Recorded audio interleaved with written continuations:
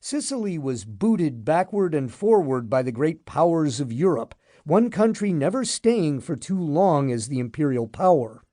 The result was that, unlike the rest of Europe, there was no settled period of law and governance on this island.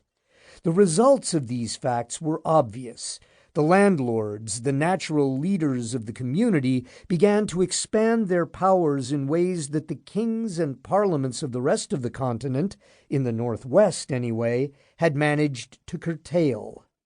The beleaguered peasants of the island, progressively tyrannized, began to form local self-help organizations, which were later given the generic title of the Mafia, a name whose meaning has been discussed for centuries. These groups attacked the landowners' estates and servants, warning them of the folly of their ways.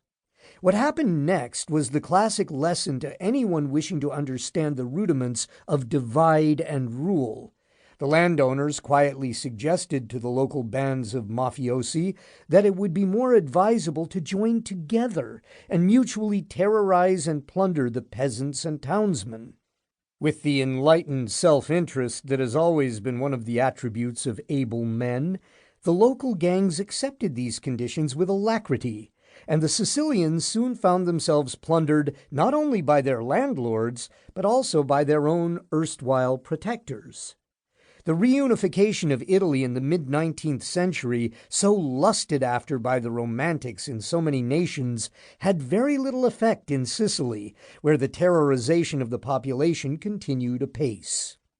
The huge emigration from Sicily and Italy to the United States in the 19th and early 20th centuries, the more ambitious members of the population, like millions from the rest of Europe, not only presented the New World with thousands of industrious workers, men and women who would enrich their new homeland with their cultures and industry, but also allowed the criminal gangs of Sicily to follow their compatriots to the New World, and, as in the Old One, exploit them mercilessly. It must be pointed out here and now that this book is a volume, for the most part, about treachery, murder, and greed, and many of the main characters will be of Italian or Sicilian stock. It must be noted, however, notwithstanding films like The Godfather or Goodfellas, that the overwhelming number of these much-maligned people were and are absolutely respectable, hard-working, and honest. Their culture has enriched their country to an unimaginable degree. Their labor has cleared the forests, built the canals, railways, and highways, and constructed the schools that have enabled the people of the Italian peninsula to pull themselves up by their bootstraps and produce American worthies such as Francis Ford Coppola, Robert De Niro, Rudolph Giuliani, and Rocky Marciano, to name but a few.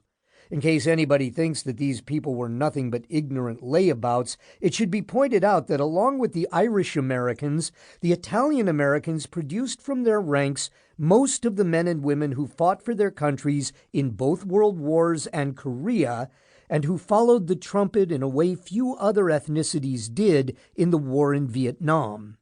The author would like to take this opportunity to state his admiration regarding the patriotism, industry, and progressivism of the people of Italian-Sicilian stock.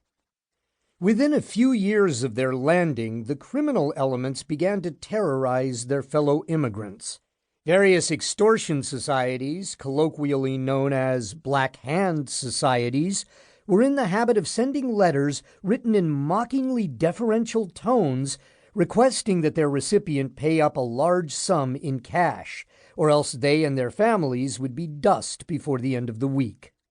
The newly arrived immigrants found out that it was better to pay up and be a live coward than a dead hero, and many of them paid the blackmail. It should be pointed out that the conditions for crime were plentiful at the turn of the 20th century, owing to the very strange situation at hand. The United States was essentially an immigrant society for most of its history, which meant that waves and waves of new citizens came ashore to the Promised Land.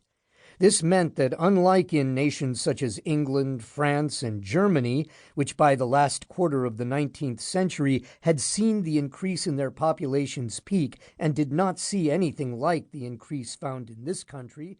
the